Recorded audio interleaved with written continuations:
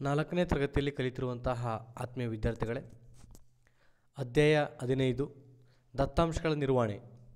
ಈ ಪಾಠದಲ್ಲಿ ಬರುವಂತಹ ಚಟುವಟಿಕೆಗಳನ್ನು ನೋಡೋಣ. ಇದು ಗುಲಾಬಿ ಹೂಗಳನ್ನು ಎಣಿಸಬೇಕು, ಸೂರ್ಯಕಾಂತಿ ಹೂಗಳನ್ನು ಎಣಿಸಬೇಕು, ದಾಸವಾಳದ ಹೂಗಳನ್ನು ಎಣಿಸಬೇಕು, ತಾವರೆ ಹೂಗಳನ್ನು ಎಣಿಸಬೇಕು. ಈ ಚಿತ್ರಪಟವನ್ನು ವೀಕ್ಷಿಸಿ ಮುಂದಿನ ಕೋಷ್ಟಕವನ್ನು ನಾವು ಪೂರ್ಣಗೊಳಿಸಬೇಕು. ಅಂದರೆ ಆ ಒಂದು ಎಣಿಕೆ ಮಾಡಿ ಬರೀಬೇಕು. ಇಲ್ಲಿ ಗುಲಾಬಿ 10, ತಾವರೆ 5, ಸೂರ್ಯಕಾಂತಿ 8, ದಾಸವಾಳ 5 ಅಂತ ಬರೀಬೇಕು. ನೆಕ್ಸ್ಟ್ ಬಂದರೆ ಆ ಒಂದು ಹೂಗಳ ಸಂಖ್ಯೆನ ನೋಡಿದ್ವಿ. ಅಲ್ಲಿ ಯಾವ ಹೂಗಳು ಹೆಚ್ಚಿನ ಸಂಖ್ಯೆಯಲ್ಲಿವೆ? ಗುಲಾಬಿ ಹೂಗಳು. ಯಾವ ಹೂಗಳು ಕಡಿಮೆ ಸಂಖ್ಯೆಯಲ್ಲಿವೆ? ತಾವರೆ ಮತ್ತು ದಾಸವಾಳ.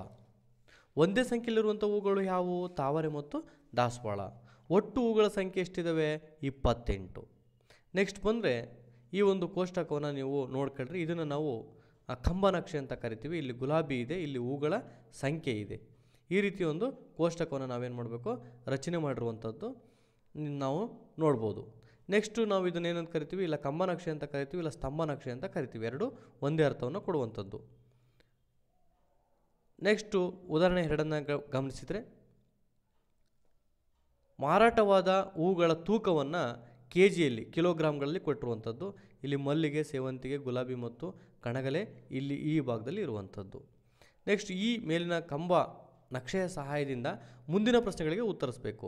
ಅತಿ ಹೆಚ್ಚು ಮಾರಾಟವಾಗಿರುವಂತಹ ಹೂಗಳು ಯಾವುವು ಅಂತ ಕೇಳಿದರೆ ಇಲ್ಲಿ ಮಲ್ಲಿಗೆ. ನೆಕ್ಸ್ಟ್ ಬಂದರೆ ಅತಿ ಕಡಿಮೆ ಮಾರಾಟವಾಗಿರುವಂತಹ ಹೂವು ಯಾವುದು ಅಂದರೆ ಕಣಗಲಿ. ಒಂದು ಒಟ್ಟು ಮಾರಾಟವಾಗಿರುವಂತಹ ಹೂವಿನ ತೂಕ ಎಷ್ಟು ಅಂತ ಕೇಳಿದರೆ 21 kg. ನೆಕ್ಸ್ಟ್ ಬಂದರೆ 5 ಕಿಲೋಗ್ರಾಮ್ಗಿಂತ ಕಡಿಮೆ ಮಾರಾಟವಾಗಿರುವಂಥ ಹೂಗಳು ಯಾವ್ಯಾವು ಅಂದರೆ ಗುಲಾಬಿ ಮತ್ತು ಕಣಗಲಿ. 2 kg ಕಿಲೋಗ್ರಾಮ್ಗಿಂತ ಹೆಚ್ಚು, 5 kg ಕಿಲೋಗ್ರಾಮ್ಗಿಂತ ಕಡಿಮೆ ಮಾರಾಟವಾಗಿರುವಂಥ ಹೂವು ಯಾವುದು ಅಂತ ಕೇಳಿದರೆ ಗುಲಾಬಿ. ನೆಕ್ಸ್ಟು ಇಲ್ಲಿ ವಿದ್ಯಾರ್ಥಿಗಳ ಸಂಖ್ಯೆಯನ್ನು ಕೊಟ್ಟಿದ್ದಾರೆ, ಸ್ಪರ್ಧೆಗಳ ಹೆಸರನ್ನು ಕೊಟ್ಟಿದ್ದಾರೆ. ಭಾವಗೀತೆಗೆ 10, ಚರ್ಚಾ ಸ್ಪರ್ಧೆಗೆ 20, ಪ್ರಬಂಧಕ್ಕೆ 25, ಆಶುಭಾಷಣ 15. ಈ ಸಂಖ್ಯೆಗೆ ಅನುಗುಣವಾಗಿ ನಾವೇನು ಮಾಡಬೇಕು? 1 ಸೆಂಟಿಮೀಟ್ರ್ = 5 ವಿದ್ಯಾರ್ಥಿಗಳಿಗೆ ಸಮ ಅಂತ ನಾವು ಹೇಳಬೇಕು. ಇಲ್ಲಿ ವಿದ್ಯಾರ್ಥಿಗಳ ಸಂಖ್ಯೆಯನ್ನು ಕೊಟ್ಟಿರುವಂಥದ್ದು, ಇಲ್ಲಿ ಭಾಗವಹಿಸುವಿಕೆಯನ್ನು ಕೊಟ್ಟಿರುವಂಥದ್ದು. ನೆಕ್ಸ್ಟು ಇದಕ್ಕೆ ಸಂಬಂಧಪಟ್ಟಂತಹ ಪ್ರಶ್ನೆಗಳನ್ನು ಕೇಳಿರುವಂಥದ್ದು. ಸ್ಪರ್ಧೆಗಳ ಹೆಸರು ಹಾಗೂ ಭಾಗವಹಿಸಿದ ವಿದ್ಯಾರ್ಥಿಗಳ ಸಂಖ್ಯೆಯನ್ನು ಈ ದತ್ತಾಂಶ ಸಂಖ್ಯೆಯು ಏನು ಮಾಡ್ತೈತೆ? ಸೂಚಿಸುತ್ತದೆ. ಯಾವ ಪ್ರಬಂಧದಲ್ಲಿ ಅತಿ ಹೆಚ್ಚು ವಿದ್ಯಾರ್ಥಿಗಳು ಭಾಗವಹಿಸಿದ್ದರು? ಪ್ರಬಂಧ ಸ್ಪರ್ಧೆ. ಅಲ್ಲಿ ನೀವು ನೋಡ್ಬೋದು ಸಂಖ್ಯೆಗಳನ್ನು ಅವರೇ ಕೊಟ್ಟಿದ್ದಾರೆ. ಯಾವ ವಿದ್ಯಾರ್ಥಿ ಅತಿ ಕಡಿಮೆ ಭಾಗವಹಿಸಿರುವಂಥವ್ರು? ಭಾವಗೀತೆ. ನೆಕ್ಸ್ಟ್ 4 ಸ್ಪರ್ಧೆಗಳಲ್ಲಿ ಒಟ್ಟು ಭಾಗವಹಿಸಿರುವಂತಹ ವಿದ್ಯಾರ್ಥಿಗಳ ಸಂಖ್ಯೆ ಎಷ್ಟು ಅಂದರೆ 70 ವಿದ್ಯಾರ್ಥಿಗಳು. ನೆಕ್ಸ್ಟ್ ಬಂದರೆ ಚರ್ಚಾ ಸ್ಪರ್ಧೆ ಮತ್ತು ಆಶುಭಾಷಣ ಸ್ಪರ್ಧೆಗಳನ್ನು ಹೋಲಿಸಿದಾಗ ಯಾವ ಸ್ಪರ್ಧೆಯಲ್ಲಿ ಹೆಚ್ಚು ವಿದ್ಯಾರ್ಥಿಗಳು ಭಾಗವಹಿಸಿದ್ದಾರೆ? ಚರ್ಚಾ ಸ್ಪರ್ಧೆಯಲ್ಲಿ ಹೆಚ್ಚು ವಿದ್ಯಾರ್ಥಿಗಳು ಭಾಗವಹಿಸಿದ್ದಾರೆ. ನೆಕ್ಸ್ಟು ಚಟುವಟಿಕೆಗೆ ಬಂದರೆ, ಈ ಅಭ್ಯಾಸಕ್ಕೆ ಬಂದರೆ ಇಲ್ಲಿ ಒಂದು ತರಗತಿಯಲ್ಲಿ 25 ವಿದ್ಯಾರ್ಥಿಗಳು ಇಷ್ಟಪಡುವಂತಹ ತಿಂಡಿಗಳನ್ನು ಕಂಬ ನಕ್ಷೆಯ ಮೂಲಕ ಇಲ್ಲಿ ನೀಡಿದ್ದಾರೆ. ಇದನ್ನು ನಾವು ವೀಕ್ಷಣೆ ಮಾಡಿ, ಇಲ್ಲಿ ವಿದ್ಯಾರ್ಥಿಗಳ ಸಂಖ್ಯೆ ಇದೆ, ಇಲ್ಲಿ ಇಡ್ಲಿ, ಚಪಾತಿ, ದೋಸೆ ಮತ್ತು ಪೂರಿ ಇದೆ. ಇದರ ಸಂಖ್ಯೆಗೆ ಅನುಗುಣವಾಗಿ ನೋಡ್ಬೋದು ಇಲ್ಲಿ ಯಾವ್ಯಾವ ಎಷ್ಟೆಷ್ಟು ಇದ್ದಾವೆ ಅಂತೇಳಿ ನಾವು ನೋಡ್ಕೋಬೇಕು. ಈ ಒಂದು ಮಾರ್ಕ್ ಲೈನ್ ಲೀಟನ್ನು ನೋಡ್ಕೊಂಡು ನಮಗೆ ಅರ್ಥ ಆಗುತ್ತೆ ಯಾರ್ಯಾರು ಎಲ್ಲೆಲ್ಲಿದ್ದಾರೆ ಅಂತ ನೋಡ್ಕೊಂಡು. ಈಗ ಕೆಳಗಿನ ಪ್ರಶ್ನೆಗಳಿಗೆ ನಾವೇನು ಮಾಡಬೇಕು? ಉತ್ತರವನ್ನು ಕೊಡಬೇಕು. ಅತಿ ಹೆಚ್ಚು ವಿದ್ಯಾರ್ಥಿಗಳು ಇಷ್ಟಪಡುವಂಥ ತಿಂಡಿ ಇಡ್ಲಿ. 8ಕ್ಕಿಂತ ಕಡಿಮೆ, 6ಕ್ಕಿಂತ ಹೆಚ್ಚು ಇಷ್ಟಪಡುವಂತಹ ತಿಂಡಿ ಯಾವುದು? ಪೂರಿ. 4ಕ್ಕಿಂತ ಹೆಚ್ಚು, 7ಕ್ಕಿಂತ ಕಡಿಮೆ ವಿದ್ಯಾರ್ಥಿಗಳು ಇಷ್ಟಪಡುವಂಥ ತಿಂಡಿ ಯಾವುದು? ದೋಸೆ. ನೆಕ್ಸ್ಟ್ ಅತಿ ಕಡಿಮೆ ಸಂಖ್ಯೆಯ ವಿದ್ಯಾರ್ಥಿಗಳು ಇಷ್ಟಪಡುವಂಥ ತಿಂಡಿ ಯಾವುದು? ದೋಸೆ. ನೆಕ್ಸ್ಟ್ ಬಂದರೆ ಈ ಒಂದು ಪ್ರಾಣಿಗಳ ಸಂಖ್ಯೆ ಮತ್ತು ಆ ಕಂಬನಕ್ಷೆಯಲ್ಲಿ ಕೊಟ್ಟಿದ್ದಾರೆ. ಇದಕ್ಕೆ ಸೂಚನೆಯಂತೆ ನಾವು ಉತ್ತರವನ್ನು ಬರೀಬೇಕು. ಇಲ್ಲಿ ಮೇಲಿನ ಕಂಬನಕ್ಷೆಯಲ್ಲಿ ಸಿಂಹ, ಜಿಂಕೆ ಮತ್ತು ಮೊಲ, ಮಂಗ ಇವೆಲ್ಲ ಇರುವಂತಹ ಎತ್ತರವನ್ನು ನಾವು ನೋಡ್ಕೋಬೇಕು. ಯಾವ್ಯಾವ ನೀಟಲ್ಲಿದ್ದಾರೆ ಅಂತ ನಾವು ಅನಲೈಸ್ ಮಾಡ್ಕೊಂಡು ನೆಕ್ಸ್ಟ್ ಉತ್ತರವನ್ನು ಬರೆಯುವಂಥದ್ದು. ಪ್ರಾಣಿ ಹೆಸರು ಸಿಂಹ, ಜಿಂಕೆ, ಮೊಲ ಮತ್ತು ಮಂಗ. ಆ ಪ್ರಾಣಿಗಳ ಸಂಖ್ಯೆ 5, ಜಿಂಕೆ 20, ಮೊಲ 10 ಮತ್ತು ಮಂಗ 15. ಇದಕ್ಕೆ ಆನ್ಸರ್. ಇದನ್ನು ನಾವು ಏನು ಮಾಡಬೇಕು? ನಮ್ಮ ಶಾಲೆಯಲ್ಲಿ ಒಂದು ಪ್ರತಿಭಾ ಕಾರಂಜಿಯನ್ನು 4 ಚಟುವಟಿಕೆಗಳಿಗೆ ನಾವೇನು ಮಾಡಬೇಕು? ಒಂದು ಶಿಕ್ಷಕರಿಂದ ತಿಳಿದುಕೊಂಡು ಕೋಷ್ಟಕವನ್ನು ರಚಿಸಬೇಕು, ಅಂದರೆ ಒಂದು ಕಂಬನಕ್ಷೆಯನ್ನು ರಚಿಸಬೇಕು. ಅವರು ನಾವೇನು ಮಾಡಬೇಕು, ಫಸ್ಟು ಇಲ್ಲಿ ವಿದ್ಯಾರ್ಥಿಗಳ ಸಂಖ್ಯೆಯನ್ನು ಈ ಭಾಗದಲ್ಲಿ ಹಾಕಂತೀವಿ. ಇಲ್ಲಿ ನೋಡ್ತಿರ್ಬೋದು ನೀವು, ಇದು ವಿದ್ಯಾರ್ಥಿಗಳ ಸಂಖ್ಯೆಯನ್ನು ಹಾಕಿರುವಂಥದ್ದು. ಇಲ್ಲಿ ವಿಷಯಗಳಿರುವಂಥದ್ದು ನಾಟಕ, ಅಭಿನಯ ಗೀತೆ, ಕಂಠಪಾಠ, ಛದ್ಮವೇಷ, ಇವು ಭಾಗವಹಿಸಿರುವಂಥ ಚಟುವಟಿಕೆಗಳು. ಇಲ್ಲಿ ವಿದ್ಯಾರ್ಥಿಗಳು ಅತಿ ಹೆಚ್ಚು ಯಾವ್ಯಾವಕ್ಕೆ ಭಾಗವಹಿಸಿದ್ದಾರೆ ಅಂತ ಇಲ್ಲಿನ ಸಂಖ್ಯೆ ನಮಗೆ ಸೂಚನೆಯನ್ನು ಕೊಡ್ತಿದೆ. ಯಾರ್ಯಾರು ಎಷ್ಟೆಷ್ಟು ಮಟ್ಟದಲ್ಲಿ ಭಾಗವಹಿಸಿದ್ದಾರೆ ಅಂತ ಇಲ್ಲಿ ನೋಡ್ಬೋದು.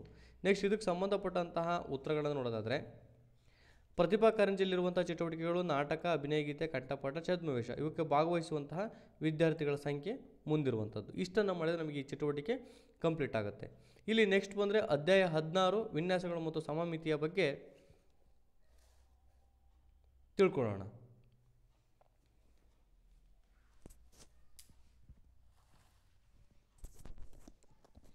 ನಾವೀಗ ವಿನ್ಯಾಸಗಳು ಮತ್ತು ಸಮಮಿತಿ ಬಗ್ಗೆ ನೋಡ್ತಾ ಹೋಗೋಣ ವಿದ್ಯಾರ್ಥಿಗಳೇ. ಇಲ್ಲಿ ಸರಳ ಸಮಮಿತಿಯ ಆಕೃತಿಗಳು ಮತ್ತು ವಿನ್ಯಾಸಗಳನ್ನು ಗಮನಿಸಿ ಅಂತ ನೋಡಿದರೆ ನೀವು ಇಲ್ಲಿ ನೋಡ್ಬೋದು. ಇಲ್ಲಿ ವೃತ್ತ ಕೊಟ್ಟಿದ್ದಾರೆ, ಚೌಕ, ವೃತ್ತ, ಚೌಕ, ನೆಕ್ಸ್ಟು ವೃತ್ತ. ಇಲ್ಲಿ ತ್ರಿಭುಜನ ಈ ರೀತಿ ಕೊಟ್ಟಿದ್ದಾರೆ. ನೆಕ್ಸ್ಟ್ ಈ ಆಕೃತಿ, ನೆಕ್ಸ್ಟ್ ಮತ್ತೆ ತ್ರಿಭುಜ ಬಂದಿದೆ, ಮತ್ತೆ ಈ ಆಕೃತಿ, ಇಲ್ಲಿಗೆ ಮತ್ತೆ ತ್ರಿಭುಜ, ಇಲ್ಲಿ ಈ ಮಾರ್ಕ್ ಬಂದಿದೆ, ಇಲ್ಲಿ ಇದು ಈ ಥರ. ನೆಕ್ಸ್ಟ್ ಇಲ್ಲಿ ಇದು ಪ್ರಶ್ನೆ ಬಂದ್ರಿಂದ ನೆಕ್ಸ್ಟು ಈ ಥರ ಬಾಣದ ಗುರುತು ಇಲ್ಲಿಗೆ ಬರಬೇಕು. ಸರಿಯಾದ ಆನ್ಸರ್ ಇದು. ಇದನ್ನು ನೀವು ನೋಡ್ಬೋದು. ಈಗ ನೆಕ್ಸ್ಟ್ ಕ್ವಶನ್ ನೋಡ್ತಾ ಹೋಗೋಣ. ಈಗ ಸಂಖ್ಯೆಗಳ ವಿನ್ಯಾಸವನ್ನು ಗಮನಿಸಿ ಅಂತ ಇದೆ. ಇಲ್ಲಿ ಸಂಖ್ಯೆಗಳ ವಿನ್ಯಾಸ 1, 2, 4, 8, 16 ಕೊಟ್ಟಿದ್ದಾರೆ. ಮುಂದಕ್ಕೆ ಡ್ಯಾಶ್ ಅಂತ ಕೊಟ್ಟಿದ್ದಾರೆ. ನಾವಿಲ್ಲಿ ಒಂದನ್ನು 2 ಸತಿ ಒಂದನ್ನು ಒಂದು ಸಂಖ್ಯೆನ ಒಂದು ಸಲ ಕೂಡಿಸಿದ್ರೆ 2 ಬರುತ್ತೆ. 2ನ್ನ 2 ಸಲ ಕೂಡಿದ್ರೆ 4, 4ನ್ನ 4 4 ಕೂಡಿದ್ರೆ 8, 8 8 16, 16ನ್ನ 2 ಸಲ ಕೂಡಿದ್ರೆ 32. ಇದಕ್ಕೆ ಆನ್ಸರು 32. ಇಲ್ಲಿ 100, 80, 60, 40 ಡ್ಯಾಶ್ ಅಂತ ಕೊಟ್ಟಿದ್ದಾರೆ. ಇಲ್ಲಿ ಫಸ್ಟ್ ನೋಡ್ಕೋಬೇಕು ನಾವು 100, 100ರಲ್ಲಿ 20 ಕಮ್ಮಿಯಾಗಿ 80, 80ರಲ್ಲಿ 20 ಕಮ್ಮಿಯಾಗಿ 60, 60ರಲ್ಲಿ 20 ಕಮ್ಮಿಯಾಗಿದೆ ಸಂಖ್ಯೆ, ಹಾಗಾಗಿ 40. ಇಲ್ಲಿ ನೆಕ್ಸ್ಟ್ ಆನ್ಸರ್ 20. ಇಲ್ಲಿ ನೋಡ್ಬೋದು 10, 10ಕ್ಕೆ 1 ಕೂಡಿದ್ದಾರೆ 11, 11ಕ್ಕೆ 2 ಕೂಡಿದ್ದಾರೆ 13, 13ಕ್ಕೆ 3 ಕೂಡಿದ್ದಾರೆ 16, 16ಕ್ಕೆ 4 ಕೂಡಿದ್ದಾರೆ 20, 20ಕ್ಕೆ 5 ಕೂಡಿದ್ದಾರೆ. ಒಂದೊಂದು ಸಂಖ್ಯೆನ ಇಲ್ಲಿ ಹೆಚ್ಚಿಗೆ ಮಾಡ್ತಾ ಹೋಗಿದ್ದಾರೆ. 20ಕ್ಕೆ 5 ಕೂಡಿದ್ದಾರೆ, ಆನ್ಸರು 25. ಈಗ ಬೆಸ ಸಂಖ್ಯೆಗಳ ಸಂಕಲನ ಅಂತ ನಾವು ನಿಮ್ಮ ಬುಕ್ಸಲ್ಲಿರೋದನ್ನೇ ನಾವು ನೋಡ್ಬೋದು. ಇಲ್ಲಿ 1 + 3 = 4 = 2 × 2 ಅಂತ ಇದೆ. ಇಲ್ಲಿ ನೋಡ್ಬೋದು ನೀವು 1 + 3 = 4. 1ಕ್ಕೆ 3 ಕೂಡಿದ್ರೆ 4 ಆನ್ಸರ್ ಬರುತ್ತೆ. ನೆಕ್ಸ್ಟ್ 2 2 4. ಇಲ್ಲಿ ಯಾವುದೇ ನಾವು ಅಂದರೆ ಇದರ ಏನಪ್ಪ ಅಂದರೆ ಇದು ನಾವು ಯಾವುದೇ ಬೆಸ ಸಂಖ್ಯೆನ ಕೂಡಿದಾಗಲೂ ಸಹ ನಮಗೆ ಒಂದು ವರ್ಗಮೂಲ ಬರುತ್ತೆ. ಇಲ್ಲಿ ನೋಡ್ಬೋದು 1 3 + 5 = 9, 3 3 9. ವರ್ಗಮೂಲ ಸಂಖ್ಯೆ 9ಕ್ಕೆ ವರ್ಗಮೂಲ 3. ಇಲ್ಲೂ ಅಷ್ಟೇ ಕೆಳಗೆ ನೋಡ್ಬೋದು ಇವಷ್ಟು ಸಂಖ್ಯೆನೂ ಕೂಡಿದರೆ ಇಲ್ಲಿ 16 ಬಂದಿದೆ. ಅಂದರೆ ನಾವು ಯಾವುದೇ ಬೇಸಿ ಸಂಖ್ಯೆ ತಗೊಂಡು ಕೂಡಿರುವ ಅದ್ರ ವರ್ಗಮೂಲ ಬರುತ್ತೆ. 16 ಬಂದಿದೆ, 16ದ ವರ್ಗಮೂಲ 4. ನೆಕ್ಸ್ಟು ಸಮಸಂಖ್ಯೆಗಳ ಸಂಕಲನ ಅಂತ ಹೇಳಿದರೆ ಇಲ್ಲಿ ಯಾವುದೇ ಸಮಸಂಖ್ಯೆಗಳನ್ನ ನಾವು ಕೂಡಿದಾಗ 2 + 4 ಇದೆ = 6. ಇಲ್ಲಿ ಯಾವುದೇ ನಾವು ನೋಡ್ಬೋದು. ಇಲ್ಲಿ ನೀವು ಈ ವಿನ್ಯಾಸ ಯಾವ ರೀತಿ ಇದೆ ಅಂತಂದರೆ 2 ಅಥವಾ ಅದಕ್ಕಿಂತ ಹೆಚ್ಚಿನ ಕ್ರಮಾನುಗತ ಸಮಸಂಖ್ಯೆಗಳನ್ನು ಸಂಕಲನ ಮಾಡಿದಾಗ ವಿನ್ಯಾಸವು ಮೇಲಿನಂತೆ ಇದ್ದು ಮೊತ್ತವೂ ಸಹ ಸಮಸಂಖ್ಯೆಯೇ ಆಗುತ್ತದೆ. ಅಂದರೆ ನಾವು ಯಾವುದೇ ಸಮಸಂಖ್ಯೆ ತಗೊಂಡು ನಾವು ಲೆಕ್ಕ ಮಾಡಿರೂ ಸಹ ಅದ್ರ ಬರೋವಂಥ ಉತ್ತರ ಸಮಸಂಖ್ಯೆಯಾಗೇ ಬರುತ್ತದೆ. ನಾವಿಲ್ಲಿ ನೋಡ್ಬೋದು 2 + 4 + 6 ಇದೆ = ಆನ್ಸರ್ ನೋಡ್ರಿ ಸಮಸಂಖ್ಯೆ 12 ಬಂದಿದೆ. ನಾವು ಯಾವುದೇ ಸಮಸಂಖ್ಯೆ ತಗೊಂಡ್ರೂ ಸಹ ಆನ್ಸರ್ ಅಷ್ಟೇ ಬರ್ತಾ ಹೋಗುತ್ತೆ. ಇದು ಅದೇ ಥರನೇ ನೀವು ನೋಡ್ಕೋಬೋದು. ನಾವು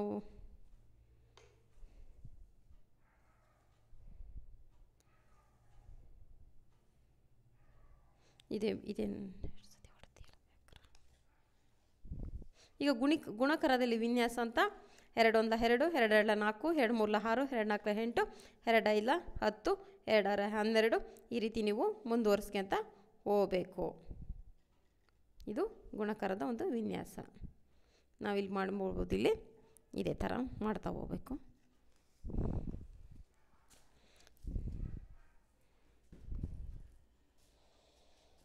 ಇಲ್ಲಿ 5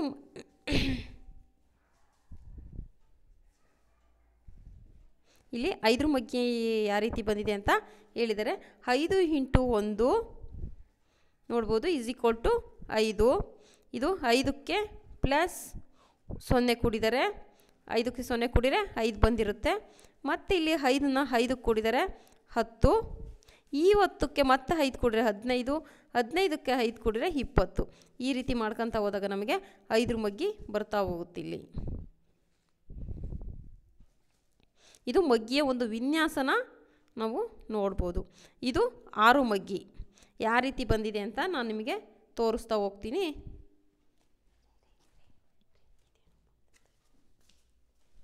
ನಾನಿಲ್ಲಿ 6 ಮಗ್ಗಿ ಯಾವ ರೀತಿ ಬಂದಿದೆ ಅಂತ ನಿಮಗೆ ತೋರಿಸ್ತಾ ಹೋಗ್ತೀನಿ. 6 1 6 ಇಲ್ಲಿ ನೋಡ್ಬೋದು. ಇಲ್ಲಿ 1 + 2 + 3 ಅಂದರೆ ನಾವು ಸ್ವಾಭಾವಿಕ ಸಂಖ್ಯೆಗಳನ್ನ ಕ್ರಮಾನುಗತವಾಗಿ ಕೂಡ್ತಾ ಹೋಗ್ಬೇಕು. 3 ಇದು ಅಷ್ಟು ಕೂಡಿದರೆ 6 ಬರುತ್ತೆ. ಇಲ್ಲಿ ಈ ಮತ್ತೆ 6 ಇಲ್ಲಿಂದ ಮತ್ತೀಗ 6 ಕೂಡಬೇಕು. ಈಗ ಇಲ್ಲಿಂದ ಇದೇ 3ನ್ನ ಇಲ್ಲಿ ಇಟ್ಕೊಂಡು 3 4 5 ಕೂಡಿದರೆ 12 ಬರುತ್ತೆ. ಮತ್ತೆ 5ನ್ನ ಇಲ್ಲಿಗೆ ಹಾಕ್ಕೊಂಡು 5 6 7 ಮತ್ತೆ 18 ಬರುತ್ತೆ. 7 8 9 ಮತ್ತೆ 24 ಬರುತ್ತೆ. 9 10 11 30 ಬರುತ್ತೆ. 11 ಇಲ್ಲಿ ಬಾಕ್ಸ್ ನಿಮಗೆ ಕೊಟ್ಟಿದ್ದಾರೆ ಖಾಲಿ ಬಾಕ್ಸ್ನ. 12 13 ಕೂಡ್ಕೊಂಡ್ರೆ 36 ಆಗುತ್ತೆ. 13 14 15 ಕೂಡ್ರೆ 42 ಆಗುತ್ತೆ. 15 16 17 ಕೂಡಿರೆ 48 ಆಗುತ್ತೆ. 17 18 19 ಕೂಡಿರೆ 54 ಆಗುತ್ತೆ. 19 20 21 ಕೂಡ್ರೆ 60 ಆಗುತ್ತೆ. ಈ ರೀತಿ ನಾವು ಈ ಥರ ವಿನ್ಯಾಸ ಮಾಡೋದ್ರಿಂದ ಇದು 6ನೇ ಮಗ್ಗಿ ಇಲ್ಲಿ ಬರ್ತಾ ಹೋಗುತ್ತೆ. ಇಲ್ಲಿ ಮುಂದೆ ನೋಡಿದ್ದೀವಿ 1 2 3 6 ಈ ಥರ ನೆಕ್ಸ್ಟ್ ಏನು ಬರುತ್ತೆ ಅಂತ ನಾವು ತೋರಿಸಿದ್ದೀನಿ. ಇದು ಒಂದು 9ರ ಮಗ್ಗಿ ವಿನ್ಯಾಸ ನೀವು ಗಮನಿಸ್ಬೋದು. 1 + 8 ಇದೆ, ಇದು 9. ನೆಕ್ಸ್ಟ್ 2 ಸಲ ಹಾಕೊಂಡ್ರೆ 17 18. ನೆಕ್ಸ್ಟ್ 3 ಸಲ ಹಾಕಬೇಕು, 4 ಸಲ ಹಾಕಬೇಕು, 5 ಸಲ ಹಾಕಬೇಕು. ಇಲ್ಲಿ ಬಂದರೆ ಅದನ್ನ ಇಲ್ಲಿ ಕೂಡ್ತಾ ಹೋದರೆ ನಮಗೆ 9ರ ಮಗ್ಗಿ ಬರ್ತಾ ಹೋಗುತ್ತೆ. ನೆಕ್ಸ್ಟ್ ನೋಡ್ತಾ ಹೋಗೋಣ. ಇಲ್ಲಿ ಅಭ್ಯಾಸ 16.1 ಉದಾಹರಣೆಗಳನ್ನು ಗಮನಿಸಿ ಬಿಟ್ಟಿರುವ ಸಂಖ್ಯೆಗಳನ್ನು ತುಂಬಿ ಅಂತ ಹೇಳಿದ್ದಾರೆ. ನೀವು ಉದಾಹರಣೆ ನೋಡ್ಬೋದು. ಇಲ್ಲಿ ನಾನು ಡೈರೆಕ್ಟ್ ಲೆಕ್ಕಕ್ಕೆ ಹೋಗ್ಬಿಡ್ತೀನಿ ನೋಡಿರಿ. 3 3 9 ಇಲ್ಲಿ ಡೈರೆಕ್ಟ್ 1 ತೋರಿಸ್ತೀನಿ. 3 3 9 ಮೈನಸ್ ಇದೆ ಇಲ್ಲಿ, ಆಗ ಮೈನಸ್ಸು. 2 2 4 ಕೂಡಿರೆ ಕಳಿಬೇಕು. 9 4 ಹೋದರೆ 5. ಅದೇ ರೀತಿ ಇಲ್ಲಿ 4 4 16 ಮೈನಸ್ ಇದೆ, ಮೈನಸ್. 3 3 9 16 9 ಹೋದರೆ 7. ನೆಕ್ಸ್ಟು 5 5 25 ಮೈನಸ್ 4 4 16 ಕಳೆದ್ರೆ 9. 6 6 36 ಮೈನಸ್ 5 5 25 ಈಸ್ ಈಕ್ವಲ್ ಟು ಕಳೆದ್ರೆ 11. ಇದೇ ರೀತಿ ಇವೆಲ್ಲ ಲೆಕ್ಕಗಳನ್ನ ಮಾಡಿರೋದು. ಇಲ್ಲಿ ಒಂದೊಂದು ಸಂಖ್ಯೆ ಹಾಕ್ಕೊಂಡು ಇದು ಕೂಡ್ತಾ ಇದು ಉದಾಹರಣೆ ರೀತಿ ಮಾಡಿದ್ದೀವಿ, ನೋಡ್ಬೋದು ನೀವು.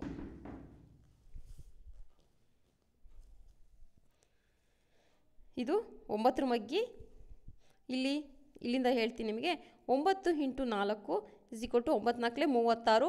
3 + 6ನ್ನ ಕೂಡಿದರೆ 9 ಬರುತ್ತೆ. ಇಲ್ಲಿ 45 ಬಂದಿದೆ. 4 + 5ನ್ನ ಕೂಡಿದರೆ 9 ಬರುತ್ತೆ. 54 ಬಂದಿದೆ. 5 + 4ನ್ನ ಕೂಡಿದರೆ 9 ಬರುತ್ತೆ. 9 7 63. 6 + 3 ಕೂಡಿದರೆ 9. 9 8 72. 7 + 2 ಕೂಡಿದರೆ 9. ಇದೇ ರೀತಿ ಮಗ್ಗಿ 9ರ ಮಗ್ಗಿ ಮುಂದುವರಿತೆ. ಅದರ ಕೂಡಿರೆ ಅಂಕ ಇದು ಉತ್ತರದಿಂದ ಕೂಡಿದರೆ 9 ಆನ್ಸರ್ ಬರ್ತಾ ಹೋಗುತ್ತೆ.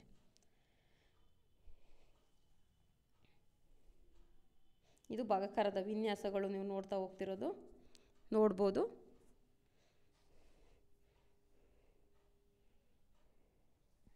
ಈಗ ಅಭ್ಯಾಸ 16 ನೀನೇ ಮಾಡಿ ಅಂತ ವಿನ್ಯಾಸವನ್ನು ಗಮನಿಸಿ ಬರೀರಿ ಅಂತ ಇದೆ. 2 2 4, 2 3 6, 2 4 8. ಅಂದರೆ ಇಲ್ಲಿ ಸ್ವಾಭಾವಿಕ ಸಂಖ್ಯೆ, ಇಲ್ಲಿ ಯಾವುದೇ ಸಂಖ್ಯೆ ಇಲ್ಲಿ ಬಂದರೆ ನಾವು ಗಮನಿಸ್ಬೋದು. 2ರಿಂದ ಗುಣಿಸಿ ಭಾಗಿಸಿದ್ರೆ 4, 3ರಿಂದ 6ನ್ನು ಗುಣಿಸಿದರೆ 2. ಲೆಕ್ಕಗಳನ್ನ ನೀವು ನೋಡ್ತಾ ಹೋಗ್ಬೋದು. ಈ ರೀತಿ ಭಾಗಾಕಾರ ಕ್ರಿಯೆಯಲ್ಲಿ 5ರಿಂದ 10ನ್ನು ಭಾಗಿಸಿದ್ರೆ 5 2 10, 6ರಿಂದ 12 ಭಾಗಿಸಿದರೆ 6 ಎಳೆ 12. ಇಲ್ಲಿ 9 ಮಗ್ಗಿ 9 ಅಂದರೆ 9, 2 18. ಈ ರೀತಿ ಭಾಗಾಕಾರ ಕ್ರಿಯೆಯಲ್ಲಿ 9ರ ಸಂಖ್ಯೆ ಅಂದರೆ ಒಂದೇ ವಿನ್ಯಾಸದಲ್ಲಿ 9 ಬಂದಿರುವಂಥದ್ದು. ಇದು ಸಂಖ್ಯೆ ನಾವು ಮ್ಯಾಜಿಕ್ ಸಂಖ್ಯೆಗಳು ಅಂತ ಕರಿತೀವಿ ಇವನ್ನ. ಇದೇ ರೀತಿ ಭಾಗಾಕಾರನ 1 2 3 4 5 ಹಾಕೊಂಡು ಇವುಗಳನ್ನ ಭಾಗಿಸ್ತಾ ಹೋದಂಗಲ್ಲ ನಮಗೆ 10 ಬರುವಂಥದ್ದು. ಇದು ಮ್ಯಾಜಿಕ್ ಸಂಖ್ಯೆ. ಈಗ ಗುಣಕಾರ 1 × 9 ಗುಣಿಸಿದರೆ 1 9 9 ಬರ್ತೈತೆ. ಈಗ 9 ಪುನಃ 9 ನಾವು ಭಾಗಿಸಿದರೆ 9 ಅಂದರೆ 1 ಬರುವಂಥದ್ದು. ನೆಕ್ಸ್ಟು 2 9 18 ಬರ್ತೈತೆ. 18 9ರಿಂದ ಭಾಗಿಸಿದ್ರೆ 2 ಬರುವಂಥದ್ದು. ಅಂದರೆ 1 2 3 4 5 ಸರಣಿ ಸಂಖ್ಯೆ ಬರುವಂಥದ್ದು. ಅಂದರೆ ಇದು ಒಂಥರ 9 ಮಗ್ಗಿ ಮ್ಯಾಜಿಕ್ ಅನ್ನೋದು, ಅಂದರೆ ಮ್ಯಾಜಿಕ್ ಸಂಖ್ಯೆಗಳು ಬರುವಂಥದ್ದನ್ನು ಇಲ್ಲಿ ನಾವು ನೋಡ್ಬೋದು. ನೆಕ್ಸ್ಟು 9 ಪಡೆಯುವ ಕ್ರಮವನ್ನು ನೋಡಿದರೆ ನೋಡ್ರಿ, ಇಲ್ಲಿ 9 ಪಡೆಯುವ ಕ್ರಮವನ್ನು ಇಲ್ಲಿ ನಾವು ಗಮನಿಸ್ಬೋದು. ಇಲ್ಲಿ 9 ಮಗ್ಗಿ ಎಷ್ಟು ಮ್ಯಾಜಿಕ್ ಅಂತ ನೀವು ನೋಡ್ಬೋದು. ಇಲ್ಲಿ 9 1 2 3 4 9 ಮಗ್ಗಿ ನೋಡ್ಬೋದು ನೀವು. ಇದು ಇಳಿಕೆ ಕ್ರಮದಲ್ಲಿದೆ. ಬಿಡಿಸ್ತಾನ ಇದೆಯಲ್ಲ 9 8 7 6 5 4 3 2 1 0. ಇದು ಇನ್ನು ಬಿಡಿ ಈ ಕಡೆ ಇದೆಯಲ್ಲ ಇದು ಏರಿಕೆ ಕ್ರಮದಲ್ಲಿ ಹೋಗಿದೆ ನೋಡ್ರಿ. 9 8 7 6 5 4 3 2 1 ಈ ರೀತಿ ಈ ಥರ ಬರೆಯೋದ್ರಿಂದ 9 ಮಗ್ಗಿ ನಮಗೆ ಬರುತ್ತೆ.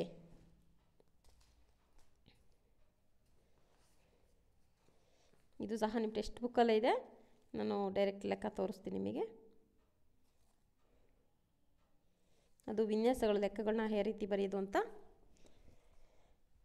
ಇದು ನಾವು ನೋಡ್ಬೋದು. ನೀವು 10 ಮತ್ತು 100ರಿಂದ ಸಂಖ್ಯೆಗಳನ್ನು ಗುಣಿಸುವುದು ಮತ್ತು ಭಾಗಿಸುವುದು ಯಾವ ರೀತಿ ಅಂತ. ಒಂದು ಸಂಖ್ಯೆಯನ್ನು 10 ಮತ್ತು 100ರಿಂದ ಗುಣಿಸುವುದು ಅಂತ. ನಾವು ಯಾವುದೇ ಒಂದು ಸಂಖ್ಯೆ ತಗೊಂಡು 10ರಿಂದ ಗುಣಿಸಿರೂ ಸಹ 10 3 30. ನಾವು ಡೈರೆಕ್ಟಾಗಿ ಹೆಂಗೆ ಮಾಡ್ಬೋದಪ್ಪ ಇದನ್ನು ಅಂದರೆ, ಇಲ್ಲಿ ಈ ಸಂಖ್ಯೆ ನಾವು 10ರಿಂದ ಗುಣಿಸ್ಬೇಕು ಅಂದಾಗ 3 ಇಟ್ಬಿಟ್ಟು ಒಂದು 0 ಇಟ್ಟರೆ ಅದು 10ರಿಂದ ಭಾಗವಾಗಿರುತ್ತೆ ಅಂತ. ಈಗ ಅಷ್ಟೇ 47 ಇರುತ್ತೆ.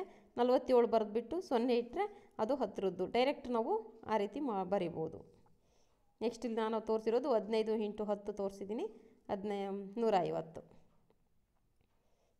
ಇಲ್ಲಿ ಲೆಕ್ಕ ನಮಗೆ ಬಿಡಿಸಿದ್ದೀನಿ ನೋಡ್ಬೋದು. 10ರಿಂದ ಗುಣಿಸಿದ್ದೀನಿ 550. 10ರಿಂದ ಗುಣಿಸಿದ್ದೀನಿ 3060. ಇಲ್ಲಿ 10ರಿಂದ ಗುಣಿಸಿದ್ದೀನಿ 1230.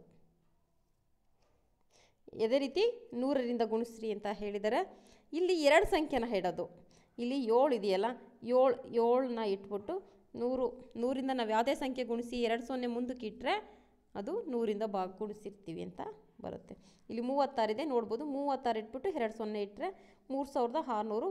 ಇದು ಗುಣಿಸಿರೂ ಸಹ ಇಷ್ಟೇ ಬರುತ್ತೆ, ನೀವು ನೋಡ್ಬೋದು. ಇಲ್ಲಿ 53ನ ಗುಣಿಸಿದ್ವಿ 5300 ಆಗಿದೆ.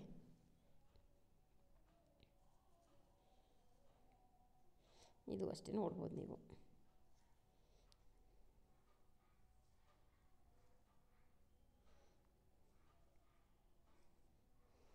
ಇಲ್ಲಿ ಉದಾಹರಣೆ ಕೊಟ್ಟಿದ್ದಾರೆ. ಇದೇ ಉದಾಹರಣೆ ಪ್ರಕಾರ ಇಲ್ಲಿ ಕೆಳಗೆ 2 ಲೆಕ್ಕಗಳನ್ನ ಬಿಡಿಸ್ರಿ ಅಂತ ಹೇಳಿದ್ದಾರೆ. 38 × 40.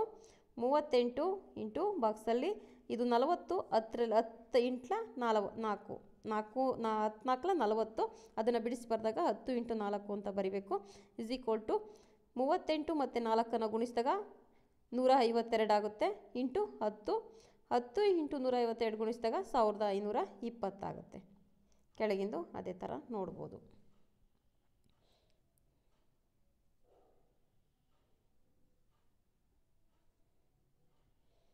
ಇದನ್ನು ಭಾಗಾಕಾರ ಲೆಕ್ಕ ಮಾಡೋಕ್ಕೆ ಹೇಳಿದರೆ 10 2 20. ಇದು 300ರಿಂದ 900 ಗುಣಿಸಿದಾಗ 300 3 900. 240 8000. ಇದು 200ರಿಂದ 8000ನ ಭಾಗಿಸೋದು. ಇಲ್ಲಿ 20ರಿಂದ 600ನ ಭಾಗಿಸ್ರಿ ಅಂತ ಹೇಳಿದರೆ 20 30 600. 200ರಿಂದ 1400ನ ಭಾಗಿಸ್ರಿ ಅಂತ ಹೇಳಿದರೆ 7 207 1400. ಇದು ಒಂದು ವಿನ್ಯಾಸವ ಅಲ್ಲವಂತ ಪರಿಶೀಲಿಸಿ ಅಂತ ಹೇಳಿದರೆ ಇದು ಹೌದು ವಿನ್ಯಾಸ ಆಗಿದೆ.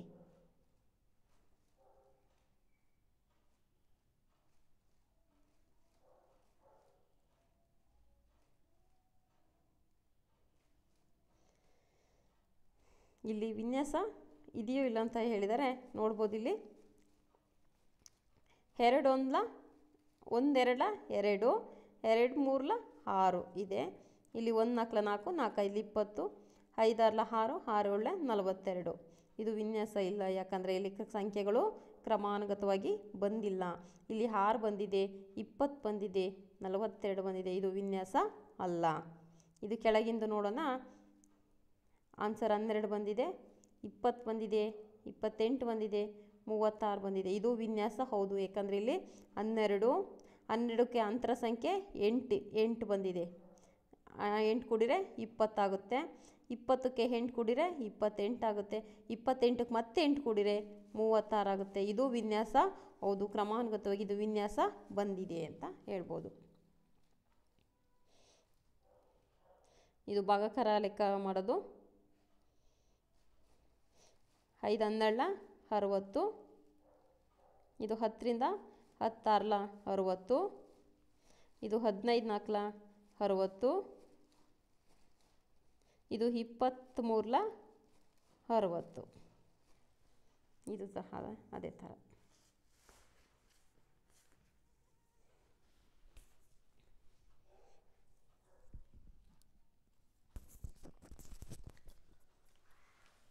ನೆಕ್ಸ್ಟ್ ಇಲ್ಲಿ ಸಮಮಿತಿಯನ್ನು ಹೊಂದಿರುವಂತಹ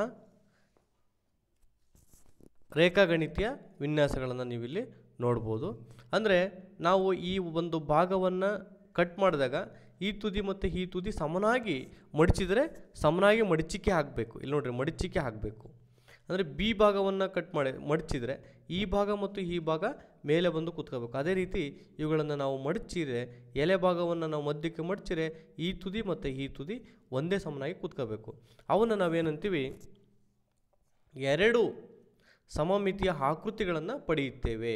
ಅಂದರೆ ಇದೊಂದು ಭಾಗ ಇದೊಂದು ಭಾಗ. ಹಾಗಾಗಿ ಇದನ್ನು ಸಮಮಿತಿಯ ಒಂದು ಅಕ್ಷ ಮಾತ್ರ ಇದರಲ್ಲಿ ಇರ್ತದೆ. ಅಂದರೆ 2 ಸಮಮಿತಿಯ ಆಕೃತಿಗಳನ್ನು ಪಡಿತೀವಿ ಅಂದರೆ ಅದು ಒಂದು ಅಕ್ಷ ಆಗಿರ್ತೈತೆ. ಇದನ್ನು ನೀವು ನೆನಪಿಟ್ಕೋಬೇಕಾಗತ್ತೆ. ನೆಕ್ಸ್ಟ್ ಇಲ್ಲಿ ನೋಡ್ರಿ, ಇದೇ ಎಚ್ಚನ್ನು ಈ ಭಾಗವಾಗಿ ಕಟ್ ಮಾಡಿದಾಗ ಈ ಫೋಲ್ಡು ಮತ್ತು ಈ ಫೋಲ್ಡು ಒಂದೇ ಮಡಚಿಕೆ ಆಗುತ್ತೆ. ಅದು ಇಲ್ಲಿಗೆ ಫೋಲ್ಡ್ ಮಾಡಿದಾಗ ಈ ತುದಿ ಮತ್ತು ಈ ತುದಿ ಒಂದು ಫೋಲ್ಡ್ ಆಗೋವಂಥದ್ದು ಇಲ್ಲಿ ನೀವು ಗಮನಿಸ್ಬೋದು. ಇವುಗಳನ್ನು ನಾವು ಸಮಾನಾಂತರವಾಗಿ ಸಮಮಿತಿಯಲ್ಲಿ ಕಟ್ ಮಾಡಿದಾಗ 2 ಸಮಮಿತಿಯ ಆಕೃತಿಗಳನ್ನು ಪಡೆಯುತ್ತೇವೆ. ಈ ಆಕೃತಿಗಳು ಸಮಮಿತಿ 2 ಅಕ್ಷಗಳನ್ನು ಇವು ಹೊಂದಿರ್ತವೆ. 2 ಅಕ್ಷಗಳನ್ನು ಹೊಂದಿರ್ತವೆ. ಇದನ್ನು ನೀವು ನೆನ್ಪಿಟ್ಕೋಬೇಕಾಗತ್ತೆ. ನೆಕ್ಸ್ಟ್ ಬಂದರೆ ಇಲ್ಲಿ ನೀವು ಗಮನಿಸ್ಬೋದು, ಈ ಅಕ್ಷಗಳನ್ನು ಎಣಿಸಿ ಹೇಳು ಅಂತ ಕೇಳಿದರೆ ಇದನ್ನು ನಾವು ಇದು ಒಂದು ಭಾಗದಲ್ಲಿ ಇದಾಗಿರೋದ್ರಿಂದ ಇಲ್ಲಿ ನಾವು 3 ಅಕ್ಷಗಳನ್ನು ಸಮಬಾಹು ತ್ರಿಭುಜದಲ್ಲಿ ನಾವು ಸಮಮಿತಿಯಲ್ಲಿ 3 ಅಕ್ಷಗಳಿವೆ ಅನ್ನೋದನ್ನು ನಾವು ತೋರಿಸ್ಬೋದು. ಇಲ್ಲಿ ಒಂದನ್ನು ನಾವು ಕಟ್ ಮಾಡೋದ್ರಿಂದ ಇದು ಎಷ್ಟಾಗುತ್ತೆ, 1 ಅಕ್ಷ ಆಗುತ್ತೆ. ಅಕ್ಷವನ್ನು ಕೇಳಿದ್ರಿಂದ ಸಮಮಿತಿ ಅಕ್ಷಗಳ ಸಂಖ್ಯೆಯನ್ನು ಕೇಳಿದ್ರಿಂದ ಇದು 0 ಅಕ್ಷ, ಇದು 1, ಇದು ಕೂಡ 1, ಇದು ಕೂಡ 1 ಆಗುವಂಥದ್ದು. ನೆಕ್ಸ್ಟ್ ಬಂದರೆ ಇಲ್ಲಿ ಚೌಕಗಳು ಸಮಮಿತಿ 4 ಅಕ್ಷಗಳನ್ನು ಹೊಂದಿರುವಂಥದ್ದು ಇಲ್ಲಿ ನೀವು ಕಾಣ್ಬೋದು. 4 ಅಕ್ಷಗಳು ಅಂತಂದರೆ ಯಾವಪ್ಪ ಅಂತಂದರೆ 1 2 3 4 ಅಕ್ಷಗಳನ್ನು ಹೊಂದಿರುವಂಥದ್ದು. ನೆಕ್ಸ್ಟ್ ಬಂದರೆ ಆಯತದಲ್ಲಿ 2 ಅಕ್ಷಗಳನ್ನು ಹೊಂದಿರುವಂಥದ್ದು ಇಲ್ಲಿ ನೀವು ನೋಡ್ಬೋದು. ಇಲ್ಲಿ ಷಡ್ಭುಜ ಆಕೃತಿಯಲ್ಲಿ ಸಮಮಿತಿ ಎಷ್ಟು ಅಕ್ಷಗಳಿವೆ ಅಂತ ಕೇಳಿದರೆ ಇಲ್ಲಿ 6 ಅಕ್ಷಗಳಿವೆ. ಹೆಂಗೆ 1 2 3 4 5 6 ಅಂದರೆ ಒಂದೊಂದು ಎಲ್ಲಿಗೆ ಕಟ್ ಆಗ್ತಿದೆ ಅಲ್ಲಿಗೆ ಸೇರುವಂಥದ್ದನ್ನು ನಾವು 6 ಅಕ್ಷಗಳು ಅಂತ ಕರಿತೀವಿ. ಇದಕ್ಕೆ ಸಂಬಂಧಪಟ್ಟಂತೆ ಅಭ್ಯಾಸ 16.4 ನೋಡಬೇಕು ಅಂತಂದರೆ ಯಥಾ ಪ್ರಮಾಣಾಕ್ಷರಗಳನ್ನು ಎಳೆ ಅಂತ ಕೇಳಿದರೆ ಈ ರೀತಿ ಎಳಿಬೇಕು.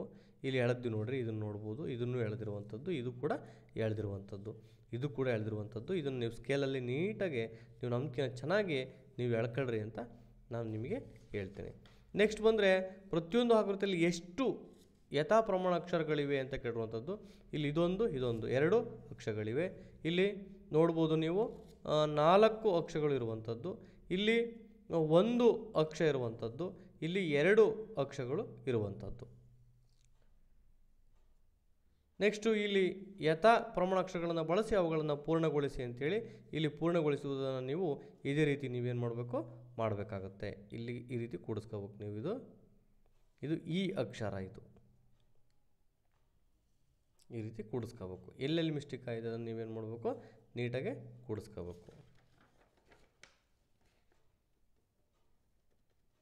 ಇದರಲ್ಲಿ ಮುಂದಿನ ಅಕ್ಷರಗಳನ್ನು ದೊಡ್ಡದಾಗಿ ನೋಟ್ ಪುಸ್ತಕದಲ್ಲಿ ಬರೆದುಕೊಂಡು ಸಾಧ್ಯವಿರುವ ಎಲ್ಲ ರೀತಿಯ ಈ ಯಥಾ ಪ್ರಮಾಣ ಅಕ್ಷರಗಳನ್ನು ಎಳೆ ಅಂತಂದರೆ ಇಲ್ಲಿ ಸಿಗೆ ಎಳ್ಕೋಬೋದು.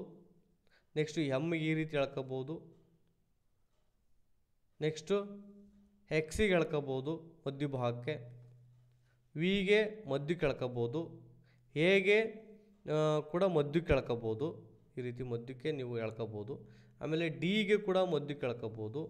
ಓಗೆ 4 ಭಾಗವನ್ನಾಗಿ ಕತ್ತರಿಸ್ಬೋದು. ಡಬ್ಲ್ಯೂನ 1 ಭಾಗ ಮಾಡ್ಬೋದು. ಎನ್ ಬರೋದಿಲ್ಲ. ಬಿ ಮಧ್ಯಕ್ಕೆ ಕತ್ತರಿಸ್ಬೋದು. ನೆಕ್ಸ್ಟು ಯಥಾ ಪ್ರಮಾಣಾಕ್ಷರ ಇಲ್ಲದಿರುವಂತಹ ಅಕ್ಷರಗಳು ಅಂದರೆ F, G, J, L, N, P, Q, R, S, Z ಬರುವಂಥವು. ಇಲ್ಲಿಗೆ ನಿಮ್ಮ ಸಮಮಿತಿ ಬಗ್ಗೆ ಮುಗಿದುವಂಥ. ನೆಕ್ಸ್ಟು ಅಧ್ಯಾಯ 17 ಟ್ಯಾನ್ಗ್ರಾಮ್ಸ್ ಮತ್ತು ವಿನ್ಯಾಸಗಳಿಗೆ ಬಂದರೆ ಈ ರೀತಿ ನೀವೇನು ಮಾಡಬೇಕು, ನಿಮ್ಮ ಒಂದು ಬಾಕ್ಸ್ ನೋಟ್ಸ್ ಬುಕ್ನಲ್ಲಿ ಇದನ್ನು ಹಾಳೆಯನ್ನು ಎತ್ಕೊಂಡು ಈ ರೀತಿ ನಮಗೆ ತ್ರಿಭುಜಾಕೃತವಾಗಿ ಮತ್ತು ಚೌಕಾಕೃತಿಯಾಗಿ, ಆಯತಾಕೃತಿಯಾಗಿ ಮತ್ತು ತ್ರಿಭುಜಾಕೃತಿಯಾಗಿ ನೀವೇನು ಕಟ್ ಮಾಡ್ಕೊಬೇಕು. ಇಲ್ಲಿ ಹೇಳಿದ ನೋಡ್ರಿ, ತ್ರಿಭುಜಾಕೃತಿಯಾಗಿ, ಆಯತಾಕೃತಿಯಾಗಿ ಈ ರೀತಿ ನಿಮಗೆ ಕಟ್ ಮಾಡ್ಕೋಬೇಕು. ಅದನ್ನು ಹಾಳೆಗಳನ್ನು ನೀವು ಟ್ಯಾನ್ಗ್ರಾಮ್ ಎನ್ನುತ್ತೇವೆ. ಈ 7 ಭಾಗಗಳನ್ನು ನಾವು 7 ತುಣುಕುಗಳನ್ನಾಗಿ ಟ್ಯಾನ್ಗ್ರಾಮನ್ನು ಮಾಡ್ಕೋಂಥದ್ದು. ಈ ರೀತಿ ಮಾಡ್ಕೊಂಡು ಇವುಗಳನ್ನು ಈ ರೀತಿ ನಾವೇನು ಮಾಡಬೇಕು, ಕಟ್ ಮಾಡ್ಕೊಂಡು ಅವುಗಳನ್ನು ಇಟ್ಕೋಬೇಕು. ಇವ್ರು ಹೇಳಿದ ರೀತಿಯಲ್ಲಿ ನಾವೇನು ಮಾಡಬೇಕು, ಜೋಡಿಸ್ಬೇಕು. ಈ ರೀತಿ ಮಾಡುವಂಥದ್ದು ಅಂದರೆ ಇಲ್ಲಿ ಏನು ಕಲ್ಪನೆ ಮಾಡಬೇಕು ನಮಗೆ ಅಂದರೆ ಆಯತ ಎಲ್ಲಿ ಬಳಕೆ ಆಗುತ್ತೆ, ತ್ರಿಭುಜ ಎಲ್ಲಿ ಬಳಕೆ ಆಗುತ್ತೆ, ಚೌಕ ಎಲ್ಲಿ ಬಳಕೆ ಆಗುತ್ತೆ ಅಂತಲೇ ನಾವಿಲ್ಲಿ ಗಮನಿಸುವಂಥದ್ದು.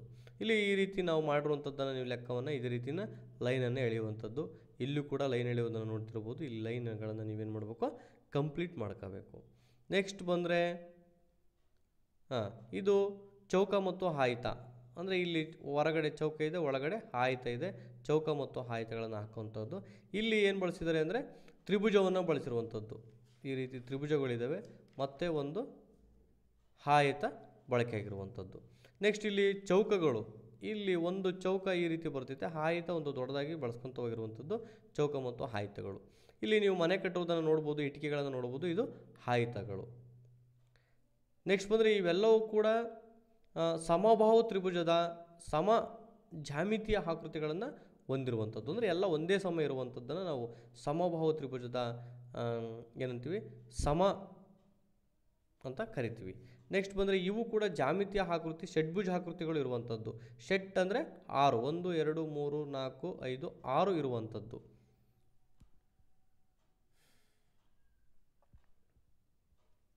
ನೆಕ್ಸ್ಟು ಅಭ್ಯಾಸ 17.2 ನಾವಿಲ್ಲಿ ಮಾಡಿರುವಂತೆ ನೀವು ಚಿತ್ರದ ಮೂಲಕ ನಾವು ಬಣ್ಣ ಹಾಕಿದ್ವಲ್ಲ, ಈ ರೀತಿ ನೀವು ಕೂಡ ನಿಮ್ಮ ನೋಟ್ಬುಕ್ಕಲ್ಲಿ ನೀಟಾಗಿ ನೀವು ಈ ರೀತಿ ಕಲರನ್ನು ಮಾಡ್ಕೊಳ್ಳುವಂಥದ್ದು. ಅಂದರೆ ಚುಕ್ಕಿಯನ್ನು ಖಾಲಿ ಬಿಟ್ಟಿದ್ರೆ ಅದನ್ನು ನಾವೇನು ಮಾಡಬೇಕು, ನೀಟಾಗಿ ಕೂಡಿಸುವಂಥದ್ದು.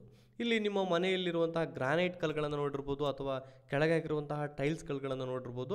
ನೀವೇನು ಮಾಡಬೇಕು, ಡಿಸೈನ್ ಆದ ಬಣ್ಣವನ್ನು ನೀವು ಹೊಡ್ಕೋಬೇಕು. ನಾನು ಶಾಂಪೂಲ್ ಇಷ್ಟು ಹೊಡೆದಿದ್ದೀನಿ, ನೀವು ಅಷ್ಟಕ್ಕೂ ಕೂಡ ಬಣ್ಣವನ್ನು ಅದ್ಭುತವಾಗಿ ಚಿತ್ರ ವಿನ್ಯಾಸದೊಂದಿಗೆ ಆಕರ್ಷಣವಾಗಿ ನೀವು ತುಂಬ್ಕೋಬೋದು.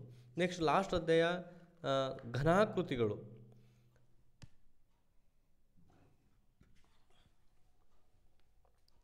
ಇಲ್ಲಿ ಕೇಳಿರುವಂಥದ್ದು, ಈ ಇಟಿಕೆಯಲ್ಲಿ ಎಷ್ಟು ಮುಖಗಳಿವೆ ಅಂತ ಕೇಳಿದರೆ, ನೀವೊಂದು ಇಟಿಕೆಯನ್ನು ತಗೊಂಡು ನಿಮ್ಮ ಮನೆ ಅಕ್ಕಪಕ್ಕ ಏನಾದರೂ ಇದ್ದರೆ ಇಟಿಕೆಯನ್ನು ತಗೊಂಡು ಈ ಮುಖಗಳನ್ನು ಎಣಿಸ್ಬೇಕು. ಇಲ್ಲಿರುವಂತಹ ಮುಖಗಳನ್ನು ಎಣಿಸ್ರಿ, ಕರೆಕ್ಟಾಗಿ 6 ಮುಖಗಳು ಇರುತ್ತವೆ. ನೆಕ್ಸ್ಟ್ ಇಲ್ಲಿ ನೋಡ್ಬೋದು, ಶೃಂಗ ಅಂದರೆ ಈ ರೀತಿ ಇರ್ತವೆ, ಇವೆಲ್ಲ ಶೃಂಗಗಳು.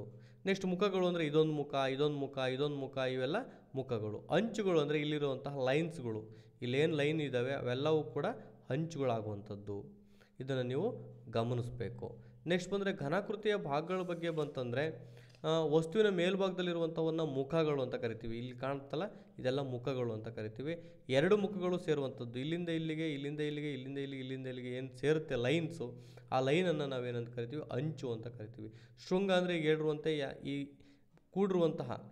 ಕೂಡಿರುವಂತಹಗಳನ್ನು ನಾವು ಶೃಂಗ ಅಂತೇಳಿ ಕರೆಯುವಂಥದ್ದು. ಇದನ್ನು ನಿಮ್ಮ ತರಗತಿ ಶಿಕ್ಷಕರು ಇನ್ನೂ ಉತ್ತಮವಾಗಿ ಮಾಡ್ತಾರೆ. ಇಲ್ಲಿ ನಾವು ಪರಿಸರದಲ್ಲಿ ಆಯಿತ ಘನಾಕೃತಿಗಳನ್ನು ಎಲ್ಲಿ ಕಾಣ್ತೀವಿ, ಪುಸ್ತಕ, ಪಟ್ಟಣ, ಕಿಟಕಿ, ಇಟ್ಟಿಗೆ, ಮನೆ ಬಾಗಿಲು, ಇನ್ನೂ ಭಾಳಷ್ಟನ್ನು ನೀವು ಬರಿಬೋದು.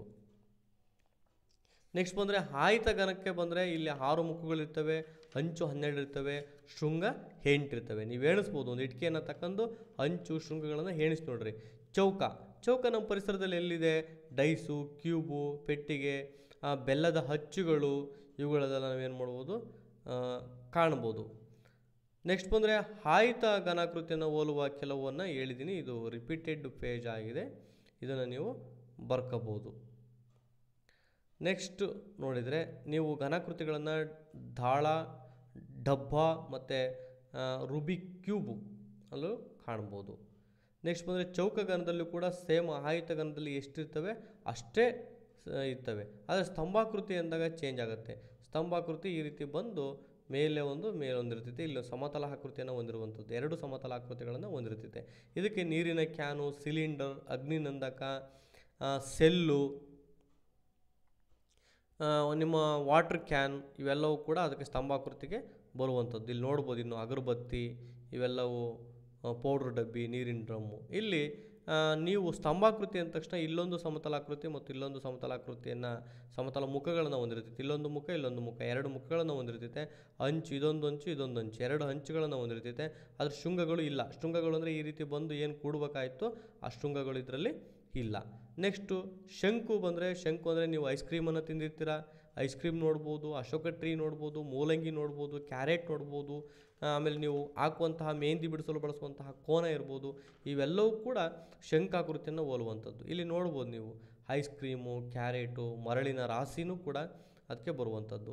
ಇಲ್ಲಿ ಶೃಂಗ ಒಂದೇ ಒಂದಿರ್ತೈತೆ ತುದಿಯಲ್ಲಿ, ಇದು ವಕ್ರ ಮೇಲ್ಮೈ ಇರ್ತೈತೆ, ಒಂದು ಸಮತಲ ಮುಖ ಇರ್ತೈತೆ. ಇಲ್ಲಿ ನೋಡ್ಕೊಂಡ್ರೆ ಮುಖಗಳು 2 ಇರ್ತವೆ, ಎಲ್ಲಂದರೆ ಇಲ್ಲೊಂದು ಮುಖ ಇರ್ತೈತೆ, ಹಂಗಾಗಿ ಮುಖಗಳು 2, ಅಂಚುಗಳು 1, ಶೃಂಗ 1. ನೆಕ್ಸ್ಟು ಗೋಳಕ್ಕೆ ಬಂದರೆ, ಗೋಳ ಪರಿಸರದಲ್ಲಿ ಎಲ್ಲೆಲ್ಲಿ ಕಾಣ್ತೀವಿ ಅಂದರೆ ಭೂಮಿ, ನೀವು ಆಡುವಂಥ ಚೆಂಡು, ಆಮೇಲೆ ಕಿತ್ತಳೆ ಹಣ್ಣು, ನಿಂಬೆಹಣ್ಣು, ಗೋಲಿ, ಇವೆಲ್ಲದರೂ ಕೂಡ ನೀವು ಇನ್ನೂ ನಿಮಗೆ ಗೊತ್ತಿದ್ದಾವೆ ಅಂದರೆ ನೀವು ಬರ್ಕೋಬೋದು. ನೋಡಿರಿ, ಇಲ್ಲಿ ಕ್ರಿಕೆಟ್ ಚೆಂಡು, ಕಾಲು ಚೆಂಡು, ಗೋಲಿ, ಗೋಳ ಇವುಗಳನ್ನು ನೀವು ಬಳಸ್ಬೋದು. ಇದು ಒಂದು ವಕ್ರ ಮೇಲ್ಮೈಯನ್ನು ಮಾತ್ರ ಮುಖ ಒಂದನ್ನು ಹೊಂದಿರುವಂಥದ್ದು, ಅಂಚು ಮತ್ತು ಶೃಂಗಗಳು ಇಲ್ಲದಿರುವಂಥದ್ದು. ಇವಕ್ಕೆ ತ್ರಿಭುಜ, ಆಯತ ಮತ್ತು ಚೌಕ ಅಂತೇಳಿ ಬರೆಯುವಂಥದ್ದು. ನೆಕ್ಸ್ಟ್ ಬಂದರೆ ಆಯತಘನ, ಚೌಕಘನ, ಸಿಲಿಂಡರ್ ಅಂತ ಬರೆಯುವಂಥದ್ದು. ನೆಕ್ಸ್ಟ್ ಬಂದರೆ ಸಮತಲಾಕೃತಿ ಮತ್ತು ಘನಾಕೃತಿಗಿರುವಂಥ ಲಕ್ಷಣಗಳನ್ನು ಕೇಳಿದರೆ, ಇಲ್ಲಿ ಉದ್ದ ಅಗಲ ಎಂಬ 2 ಆಯಾಮಗಳಿರುತ್ತವೆ. ಇಲ್ಲಿ ಉದ್ದ ಅಗಲ ಎತ್ತರ ಎಂಬ ಆಯಾಮಗಳನ್ನು ಹೊಂದಿರ್ತೈತೆ. ಇದು ಚೌಕ, ಆಯತ, ತ್ರಿಭುಜ, ವೃತ್ತ. ಇಲ್ಲಿ ಚೌಕಘನ, ಆಯತಘನ, ಶಂಕುಘನ, ಗೋಳಘನ ಮತ್ತು ಸ್ತಂಭ ಘನಾಕೃತಿಗಳನ್ನು ಹೊಂದಿರುವಂಥದ್ದು. ಇಲ್ಲಿ ವ್ಯತ್ಯಾಸ ಅಂದರೆ ಸಮತಲಾಕೃತಿಗೆ ಮತ್ತು ಘನಾಕೃತಿಗೆ ಇರುವಂಥ ವ್ಯತ್ಯಾಸ, ಇದು ವಿಸ್ತೀರ್ಣವನ್ನು ಇರುತ್ತದೆ. ಇದು ಕಾಗದ ಮೇಲೆ ಮಾತ್ರ ನೋಡುತ್ತೇವೆ, ಇದಕ್ಕೆ ಪರಿಣಾಮವಿಲ್ಲ.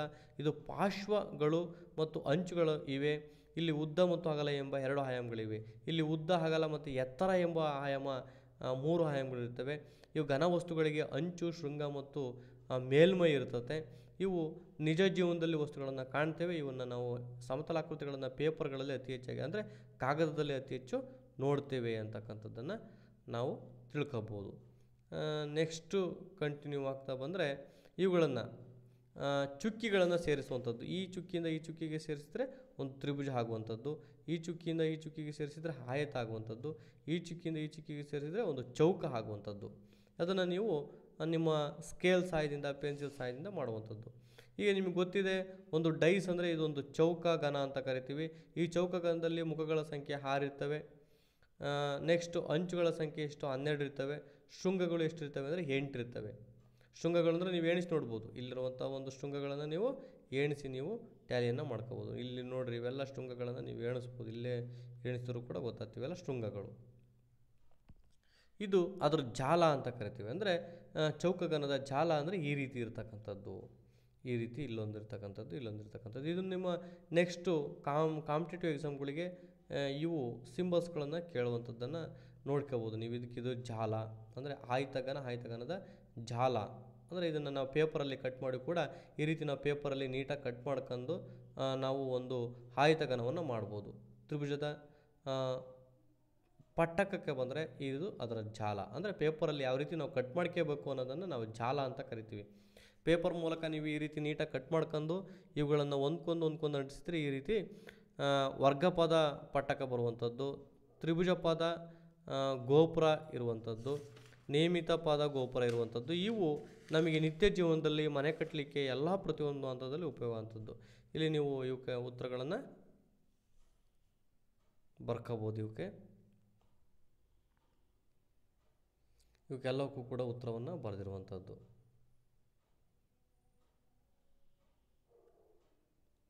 ನೆಕ್ಸ್ಟ್ ಬಂದರೆ ಯಾವ ಸರಿ ಇದ್ದಾವೆ ಅಂತ. ಇಲ್ಲಿ ಇದು ಸರಿ ಇದೆ, ಇದು ತಪ್ಪಿದೆ, ಇದು ಸರಿ ಇದೆ. ನೆಕ್ಸ್ಟ್ ಬಂದರೆ ಇದು ಸರಿ ಇದೆ, ಇದು ತಪ್ಪಿದೆ. ನೆಕ್ಸ್ಟ್ ಇವುಗಳನ್ನು ಜಾಲಾಕೃತಿಗಳನ್ನು ಏನು ಮಾಡಬೇಕು, ಈ ಘನಾಕೃತಿಗಳನ್ನು ಕೊಟ್ಟಿದ್ದಾರೆ, ಈ ಘನಾಕೃತಿಗಳೇ ಜಾಲಾಕೃತಿಗಳನ್ನು ಹೊಂದಿಸ್ಬೇಕು. ಅಂದರೆ ಇದು 5ನೇದಕ್ಕೆ ಬರುವಂಥದ್ದು, ಇದು 4ನೇದಕ್ಕೆ ಬರುವಂಥದ್ದು, ಇದು 2ನೇದಕ್ಕೆ ಬರುವಂಥದ್ದು. ಇವುಗಳನ್ನು ನೀವು ಹೊಂದಿಸಬೇಕಾಗುತ್ತೆ. ಇದು 1ನೇದಕ್ಕೆ ಬರುವಂಥದ್ದು, ಇದು 6ನೇದಕ್ಕೆ ಬರುವಂಥದ್ದು, ಇದು 3ನೇದಕ್ಕೆ ಬರುವಂಥದ್ದು. ಇಷ್ಟನ್ನು ನೀವು ಮಾಡಿದ್ರಿ ಅಂದರೆ ನಿಮ್ಮದು 4ನೇ ತರಗತಿ ಸಂಪೂರ್ಣವಾಗಿ ಮುಕ್ತಾಯ ಆಗ್ತದೆ ಅಂತ ಹೇಳ್ತಾ thank you for watching video.